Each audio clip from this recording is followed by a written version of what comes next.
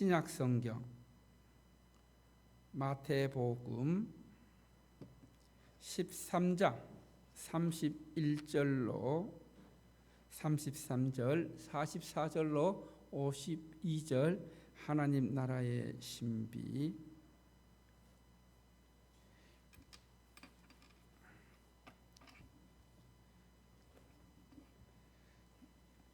마태복음 13장 31절로 33절, 그 다음 44절로 52절 한 절씩 교독합니다. 신약성경 22페이지 마태복음 13장 31절입니다. 또 비유를 들어 이르시되 천국은 마치 사람이 자기 밭에 갖다 심은 겨자씨 하나를 같으니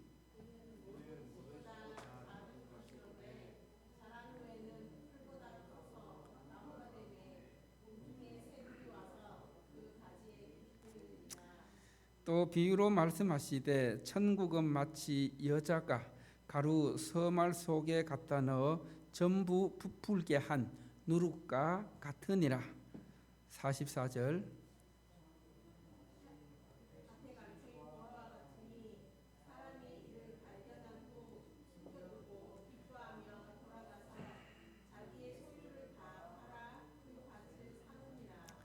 또 천국은 마치 좋은 진주를 구하는 장사와 같으니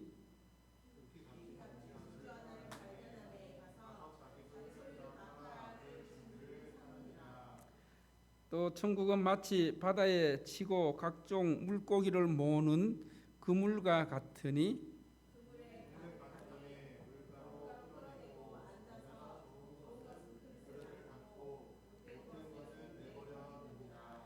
세상 끝에도 이러하리라. 천사들이 와서 의인 중에서 악인을 갈라내어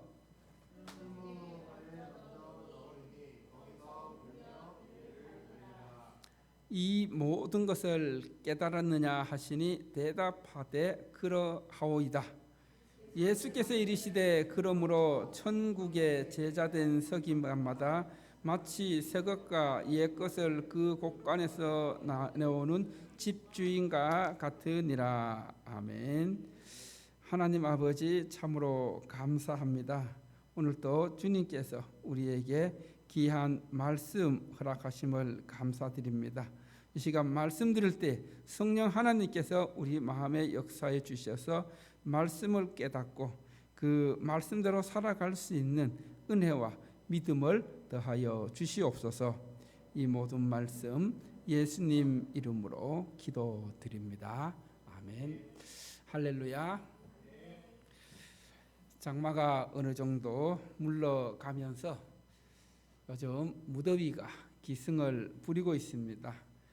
이런 무더위 가운데서도 지난 17일부터 20일까지 온누리교회 하늘대학부 에스라 다락방의 청년들 25명이 우리 교회로 와서 땀을 뻘뻘 흘리면서 환경미화, 또 전도, 경로당 사역, 그리고 우리 성도들에게 맛있는 식사를 대접하는 그런 사역들을 펼쳤습니다. 이들의 그 땀을 흘리고 또 사역하는 모습을 보면서 참 큰 힘이 되었습니다. 그리고 저는 생각해 보았습니다. 이들이 무더운 날씨에 여기까지 와서 이렇게 땀 흘리고 고생을 하는 이유가 무엇일까? 집 나가면 고생인데 왜 자신의 시간과 경비를 들여서 이곳까지 와서 아운지치를 할까 생각해 보았습니다.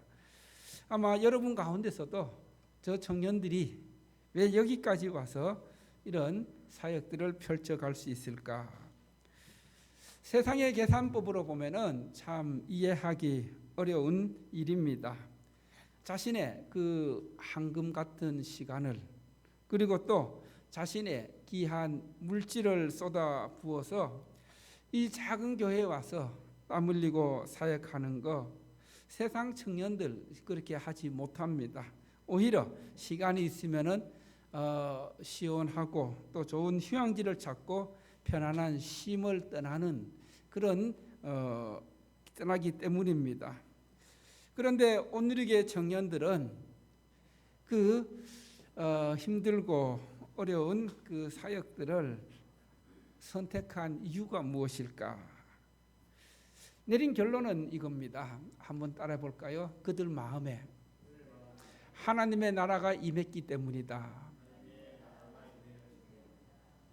여러분, 그들 마음에 하나님 나라가 임했기 때문에 그들이 예수님을 통해 거저 받은 은혜와 사랑을 그들의 작은 희생과 섬김을 통해 이곳에 또 천국이 심겨지기를 바라는 그런 마음으로 나오지 않았을까.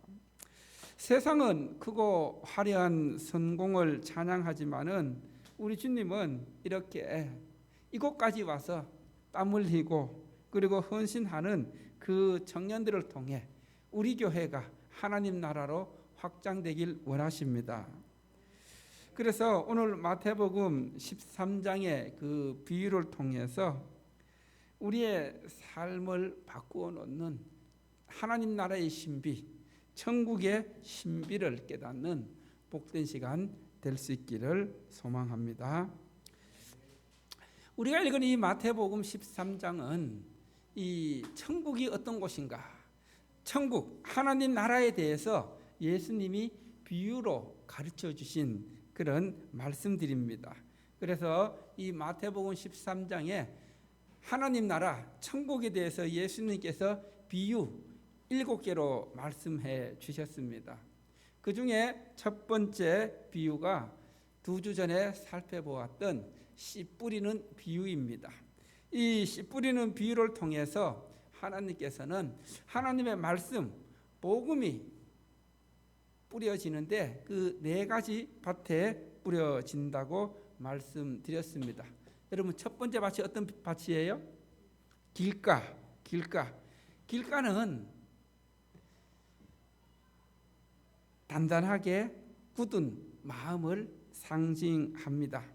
즉 말씀을 받는 우리의 마음이 딱딱하게 굳어져 있으면은 아무리 좋은 말씀, 은혜의 말씀이 들어가더라도 그 마음이 굳어 있기 때문에 싹을 내리지 못하고 오히려 거기서 튕겨 나오고, 그래서 전혀 말씀의 은혜 또 복음을 깨닫지 못하는 마음 상태가 바로 길가와 같은 그런 밭입니다.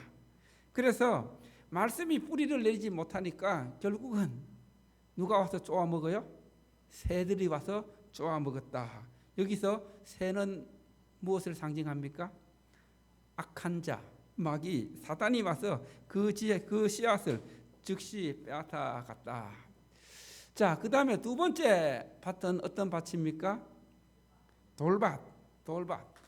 이 돌밭은 겉에는 이 흙이 있는데 그 위에 그 아래는 이 딱딱한 그런 돌, 바위들이 있어서 그들은 기쁨으로 말씀을 받지만은 결국은 뿌리가 깊지 못해서 뿌리를 내리지 못하고 또 결국 그 햇빛에 시들어 버리는 열매 맺지 못한 밭이 바로 돌밭입니다. 즉 우리가 하나님의 말씀을 듣고 은혜를 받지만은 그러나 말씀의 뿌리가 없기 때문에, 믿음의 기초가 없기 때문에 어려움을 당하면은, 갑자기 시험을 당하면은, 환난을 당하면은 쉽게 무너지고 포기하는 밭이 바로 이 길가와 같은 밭이라는, 돌밭과 같은 밭이라는 겁니다. 그래서 뿌리가 얕은 마음이 바로 이 돌밭과 같은 마음입니다. 세 번째 밭은 어떤 밭입니까? 가시떨기와 같은 밭. 말씀을 듣고 어느 정도 믿음이 자라나고 신앙이 자라나지만은 결국은 이 세상에 마음이 빼앗겨 있기 때문에 세상의 염려와 근심, 걱정으로 인해서 또 재물에 대한 유혹으로, 성공에 대한 욕심으로 인해서 영적인 기운을 막아버려서 내 마음에 말씀이 자라지 못하도록, 그래서 열매를 맺지 못하는 신앙생활과 세속적인 욕심 사이에서 갈등하다가 결국은 열매를 맺지 못하는 이런 마음이 가시떨기와 같은 그런 마음이라고 말씀을 드렸습니다. 그 다음 네 번째가 바로 좋은 밭, 30배, 60배, 100배의 열매를 맺는 마음. 시련이나 유혹과 환난이 다가와도 인내하며 말씀대로 순종하는 그 밭. 그래서 그 말씀의 열매가 있는 그런 밭, 이게 좋은 밭이라는, 이것이 바로 천국은 하나님의 말씀의 씨앗이 뿌려지면은 30배, 60배, 100배의 결실을 맺는 그런 마음들이 모여서 하나님 나라를 이루어 간다는 것입니다. 여러분의 마음이 그런 마음이 되기를 주님께서 원하십니다. 그 다음 이제 두 번째 비유를 보면은 그 씨와 가라지 비유가 나오는데, 농부가 밭에 좋은 씨앗을 뿌렸는데, 그런데 거기에 무엇도 함께 자라요? 가라지도 함께 자라는데, 그래서 주인에게 말합니다. 저 가라지 뽑아버릴까요? 이렇게 얘기하니까 주인이 어떻게 얘기합니까?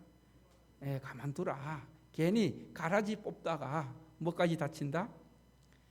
알구까지, 좋은 것까지 다치니까 다 자랄 때까지 그만두어라. 무슨 의미일까요?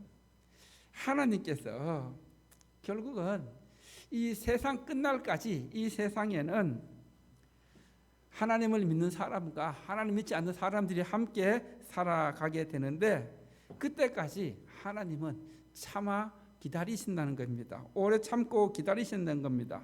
그러나 세상 끝날에는 반드시 알곡과 가라지가 구별되어서 알곡은 천국 곳간에 들어가지만은 가라지는 영원한 불못에 던져진다는 것을 가르쳐 주고 있습니다. 그 다음에 이제 오늘 본문 말씀 보면은 그 나머지 5개의 비유가 포함되어 있는데, 그 비유들을 통해서 이 하나님의 나라의 신비가 무엇일까 한번 함께 은혜 나누길 원합니다. 첫 번째 따라합시다. 겨자씨와 누룩에 숨어 있는 하나님 나라의 신비. 자, 31절 말씀 함께 봅니다. 오늘 본문 말씀 31절 말씀 시작.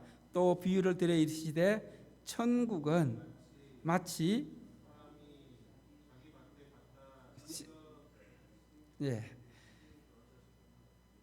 천국은 마치 자기 밭에 갖다 심은 뭐와 같다고요? 겨자씨 한 알과 같으니. 자, 이 천국을 예수님이 겨자씨 한 알과 같다. 여러분, 겨자씨가 크기가 얼마 할까요?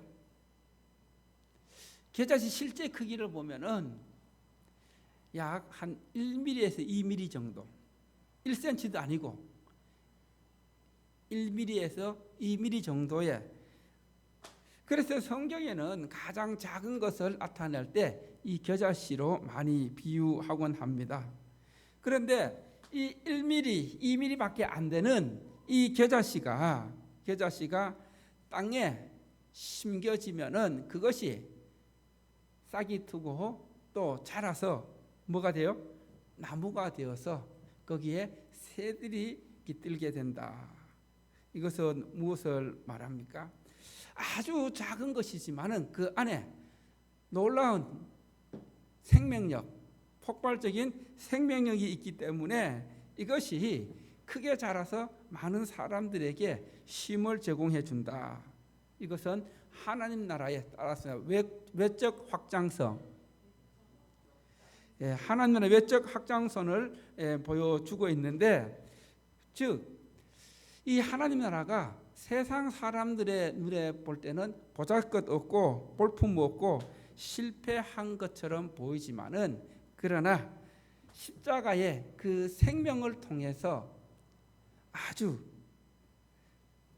세상을 구원하는 생명나무가 되어서 많은 사람들에게 그 쉼을 주는, 유익을 주는 그런 나무가 된다. 이것은 이 하나님 나라가 아주 작게 시작하지만은 한번 시작되면은 아주 크게 확장된다는 그런 메시지를 우리에게 주고 있습니다.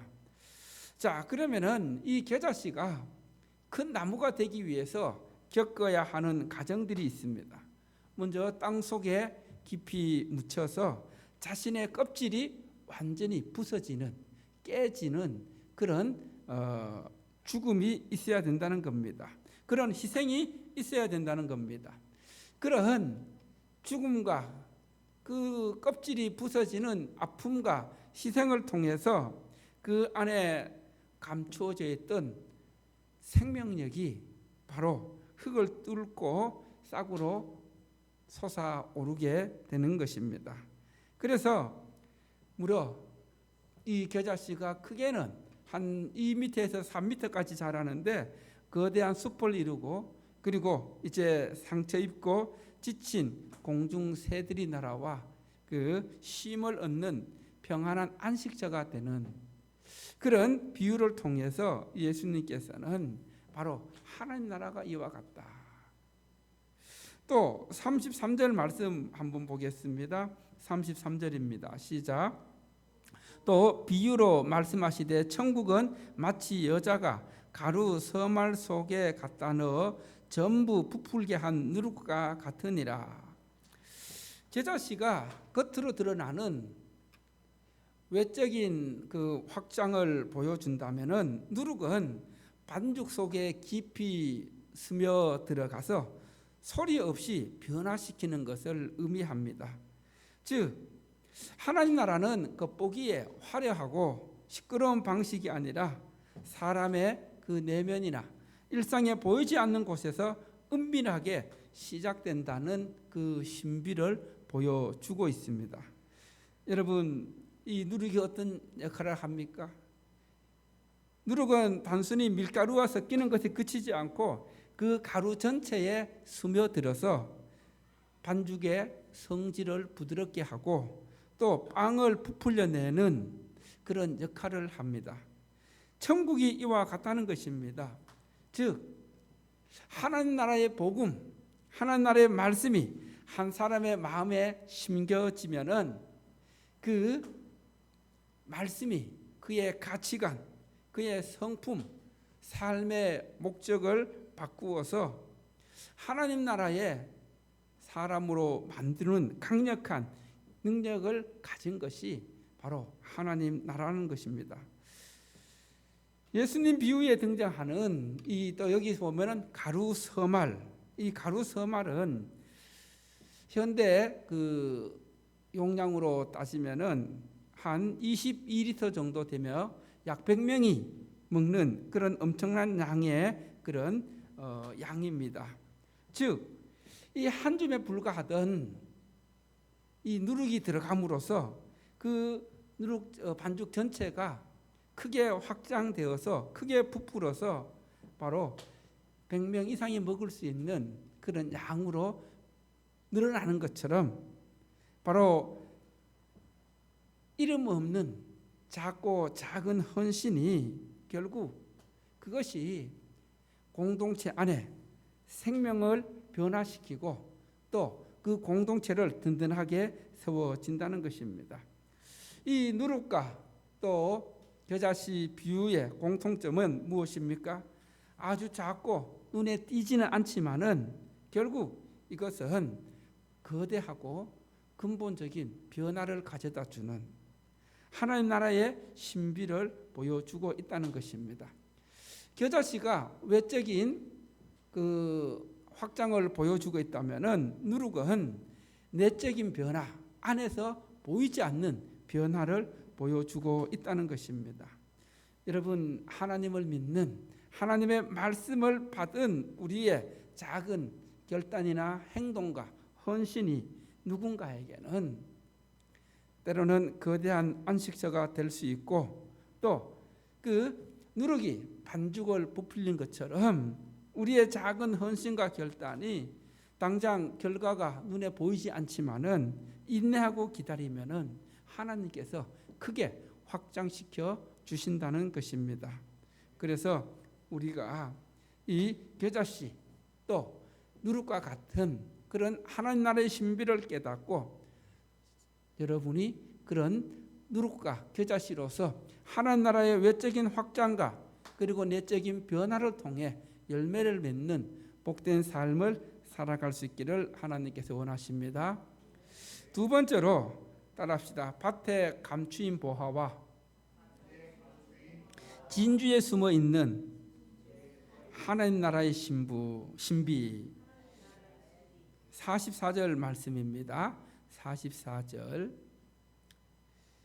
시작. 천국은 마치 밭에 감추인 보화와 같으니 사람이 이를 발견한 후 숨겨두고 기뻐하며 돌아가서 자기의 소유를 다 팔아 그 밭을 사느니라. 자, 여기서 예수님은 또 천국은 밭에 감추인 보화와 같다. 여러분, 왜 밭에 보화가 감춰져 있을까요? 예수님 당시 이 이스라엘 또 중동 지방은 잦은 전쟁 때문에 가끔 사람들이 자기의 보물을 어디에 숨겨 놓았을까요? 땅을 파고 밭에 숨겨 두었습니다. 그런데 이제 밭에 숨겨뒀는데 전쟁에 나가서 전사를 했다. 그럼 그 숨겨둔 것을 모르잖아요, 사람들이. 그런데 어떤 사람이 이제 밭을 갈다가 쟁기에 뭐가 딱 걸리는 거예요. 보니까 뭐예요? 예, 보화예요, 보화. 그러다 이 보화를 어떻게 했다 했어요? 숨겨두고 집에 돌아가서 이 보화를 자기 것으로 만들기 위해서 어떻게 했다 했어요? 자기가 갖고 있는 모든 소유를 다 팔아 그 밭을 샀다. 그리고 또 그 두 번째 말씀도 보면은 진주 비유가 나오는데 그 한번 볼까요? 말씀 보겠습니다. 진주 비유. 자, 45절 46절 말씀. 45절 46절 말씀. 시작.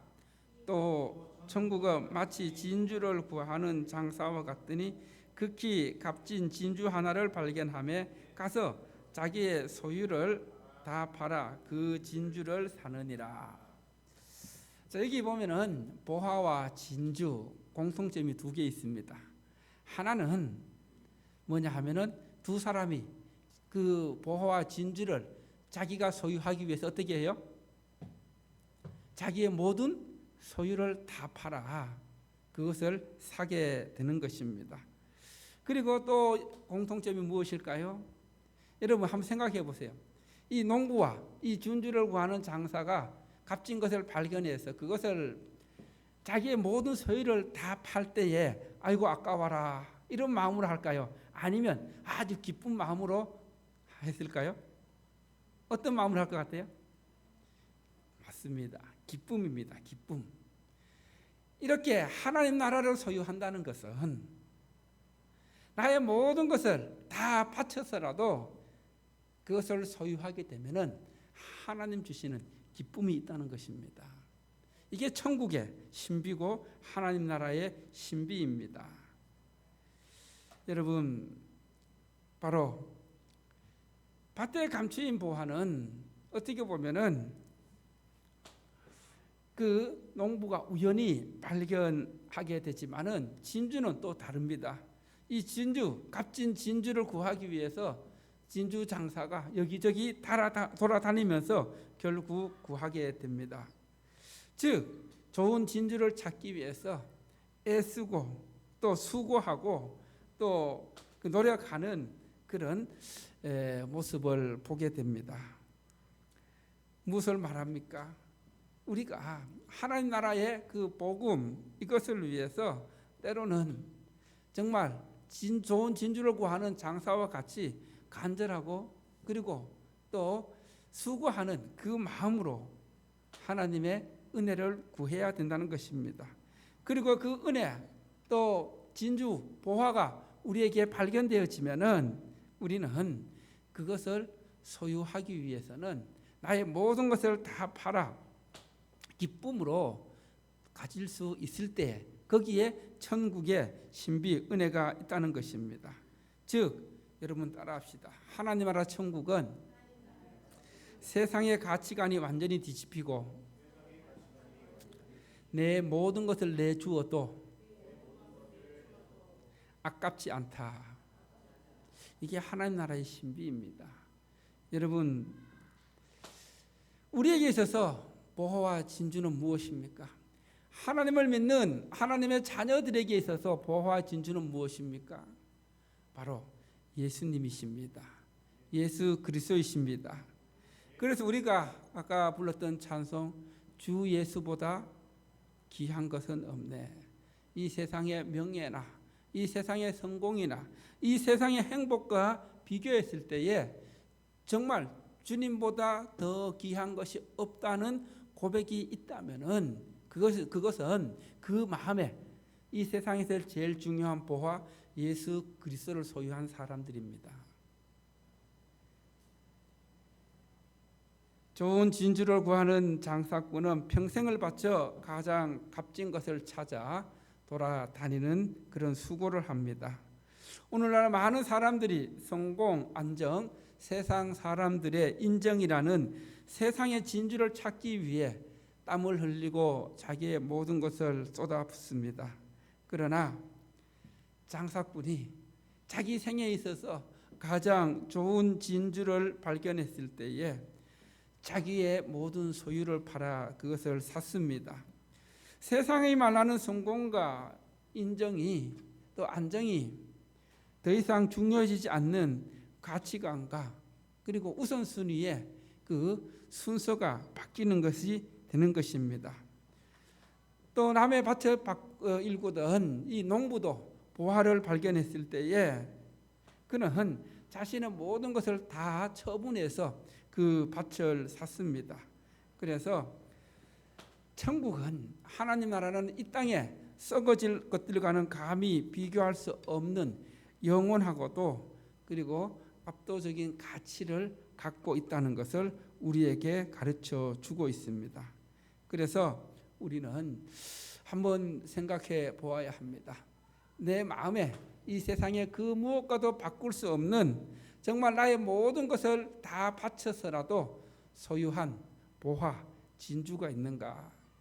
그 보화 진주인 예수님이 내 마음속에 정말 계시는가? 한번 우리가 생각해 보아야 합니다. 마지막 세 번째로 따라합시다. 그물에 숨어 있는 하나님 나라의 신비.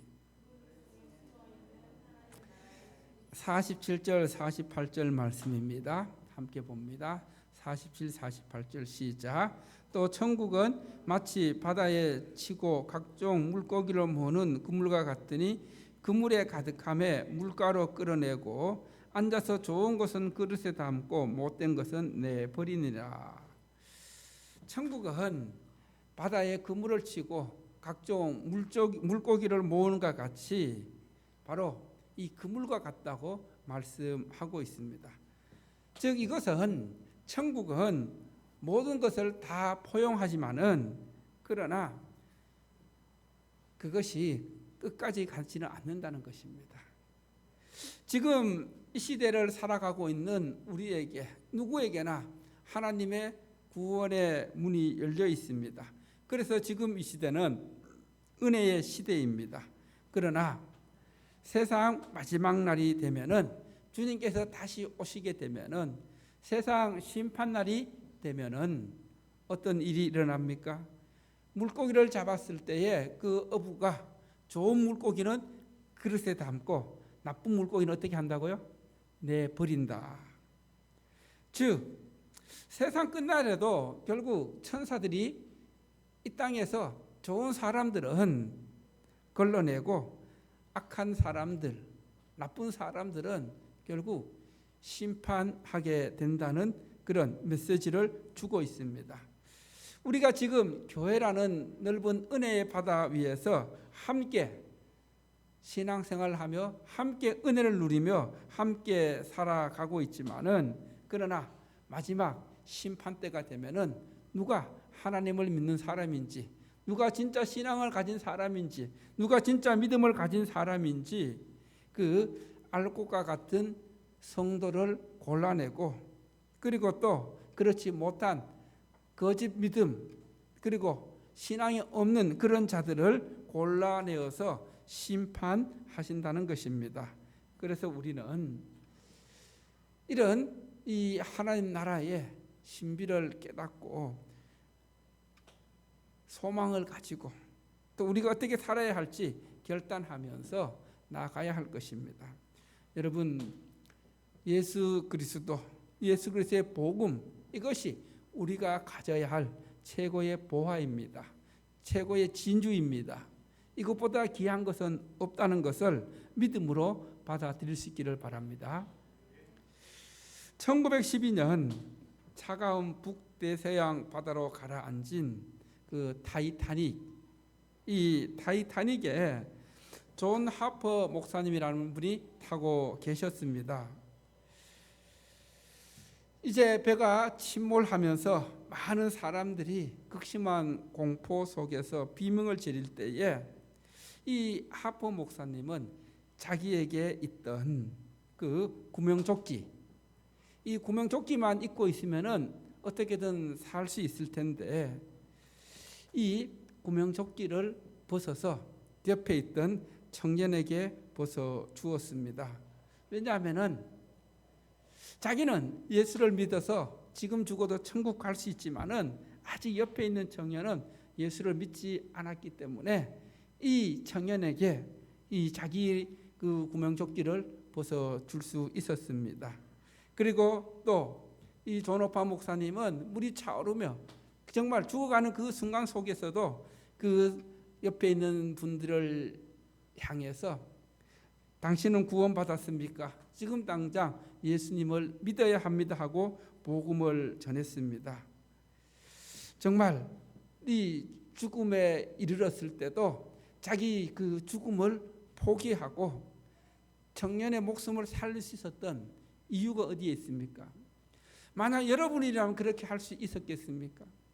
이 존 하퍼 목사님은 그 마음에 천국이 있었기 때문에, 그리고 지금 죽어도 천국 갈 수 있다는 확실한 믿음이 있었기 때문에 자기가 죽어가는 그 상황 속에서도 자기의 구명조끼를 벗어줄 수가 있었던 것입니다.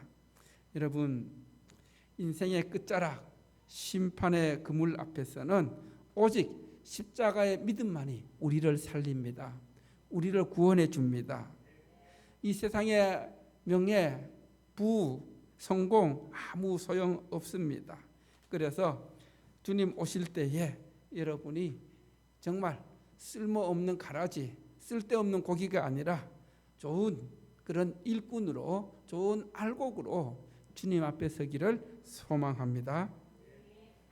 그리고 이제 예수님은 이 비유를 다 말씀하신 후에 제자들에게 질문을 던집니다. 따라합시다. 너희가 이 모든 것을 깨달았느냐? 여러분, 오늘 말씀을 깨달았습니까? 여러분, 여기서 깨닫는다는 거 무엇을 의미할까요?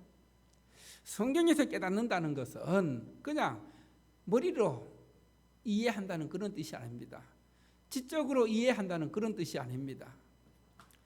이 성경에서 깨닫는다는 것은 내가 머리로 이해하고 지적으로 이해하고 그것을 내 삶으로 함께 행동으로 옮기는 것, 이것을 함께 포함한다는 것입니다. 즉 여러분 한번 보세요. 마태복음 13장 23절에서 말씀이 씨가 좋은 땅에 뿌려졌을 때에 그 좋은 땅에 뿌려진 자가 어떻게 열매를 맺었습니까? 말씀을 듣고 깨닫는 자니 결실하여, 이렇게 말씀하고 있습니다. 즉 우리의 그 순종이라는 믿음을 통해 행동으로 이어질 때에 바로 이것이 함께 진정 깨닫는다는 것입니다. 그래서 주님은 오늘 여러분에게 묻습니다. 오늘 말씀을 듣고 이제 여러분이 천국의 신비를 깨닫고 그 천국의 말씀대로 살아갈 결단이 섰느냐, 이렇게 물으십니다. 여러분, 이번 한 주간 내 삶에서 예수 그리스도라는 최고의 보화 진주를 품고 정말 또 겨자씨와 누룩과 같이 누가 보든 보지 않든 정말 여러분의 작은 말 한마디, 작은 사랑의 수고 하나, 작은 섬김 하나, 헌신 하나가 정말 주변의 사람들에게 도움이 되고, 그리고 또 그 사람에게 그 생명이 전해지는 그런 은혜가 있기를 간절히 축원합니다. 그래서 여러분의 삶에 세상의 가치관이 아닌 이 세상에 그 무엇과도 바꿀 수 없는 보화, 천국 복음, 예수 그리스도가 여러분의 그 삶의 소유가 되어서 정말 그 무엇과도 바꿀 수 없는 믿음의 고백으로 승리할 수 있기를 소망합니다. 이제 우리 함께 찬송